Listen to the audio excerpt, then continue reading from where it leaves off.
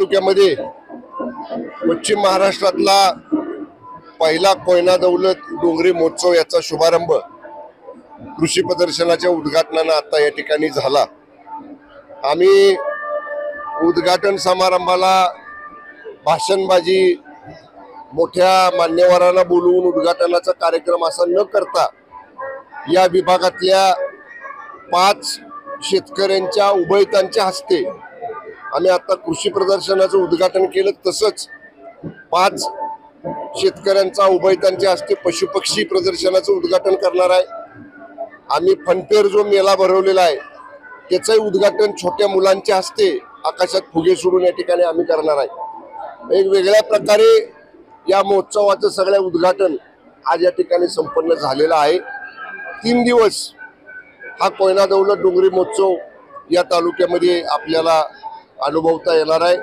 कृषी प्रदर्शन, पशुपक्षी प्रदर्शन, महिलांच्या बचत गटांचे वेगवेगळे पदार्थांची विक्री स्टॉल आणि खाद्यपदार्थाचे स्टॉल, फनफेअर म्हणजे मेला मुलांच्यासाठी, कोयना नदीमध्ये सांगोड पुलाजवळ वॉटर स्पोर्ट्स, परत या डावरीच्या डोंगरावरती पॅराग्लायडिंग, या ठिकाणी हॉर्स रायडिंग, बग्गी, इलेक्ट्रिकल बग्गी राईड, असं वेगवेगळे प्रकारचे अनुभव डोंगरी भागातल्या लोकांना ज्यांना शहरात जाऊन ह्या गोष्टीचा अनुभव घेता येत नाही त्यांना इथं तो अनुभव देण्याचा एक प्रयत्न आम्ही जिल्हा प्रशासनाच्या वतीनं आणि आमच्या पर्यटन विभागाच्या वतीनं केलेला आहे।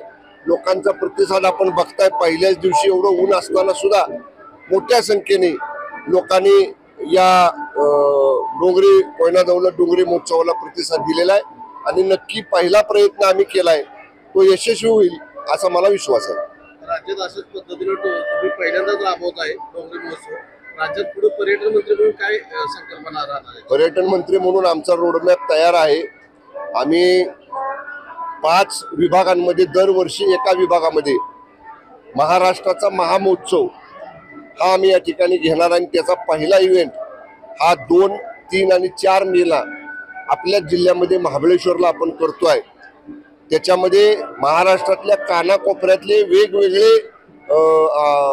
उद्योजक म्हणा या तुमचे महिला बचत गट म्हणा, तिथं सुद्धा असंच paragliding, helicopter ride, water sports, laser show, किल्ल्यांचं प्रदर्शन, शस्त्रांचं प्रदर्शन, परत कार्निवल राईड म्हणजे गोव्याला वगैरे जशी कार्निवल परेड होते, शोभायात्रा निघते, तशी एक दिवस महाबळेश्वरच्या मुख्य बाजारपेठेतनं एक शोभायात्रा, असे वेगवेगळे योगा सेशन, असे वेगवेगळे उपक्रम आम्ही महामहोत्सव महाराष्ट्राचा मध्ये सुद्धा महाबळेश्वरला करतोय।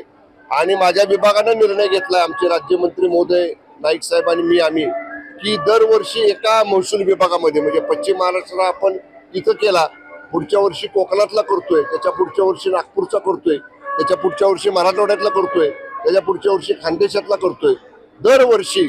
कारण जेवढा निधी उपलब्ध आहे आमच्या विभागाला त्याच्या अधीन राहूनच हे सगळे इव्हेंट करायचे। पण एका महसूल विभागामध्ये एक असा महामहोत्सव हा पर्यटन विभागामार्फत दरवर्षी भरवला जाईल। Okay, thank you.